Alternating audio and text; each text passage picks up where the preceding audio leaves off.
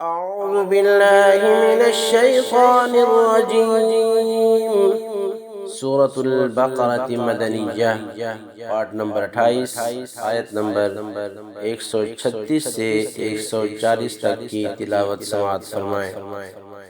बिस्मिल्लाहिर्रहमानिर्रहीम। क़ूलू आमन्ना बिल्लाहि वमा उन्ज़िला इलैना वमा उन्ज़िला इला इब्राहीम व इस्माईल व इसहाक़ व याक़ूब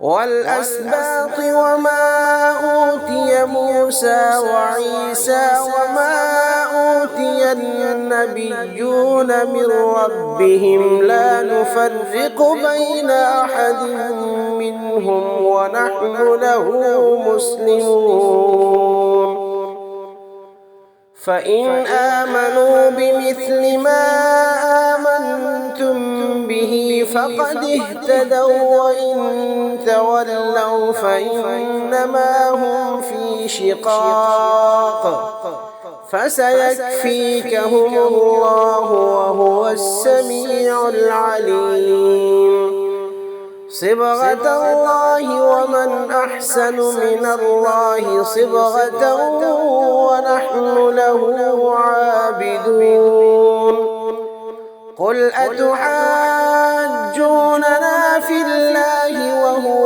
ربنا وربكم ولنا أعمالنا ولكم أعمالكم ونحن له مخلصون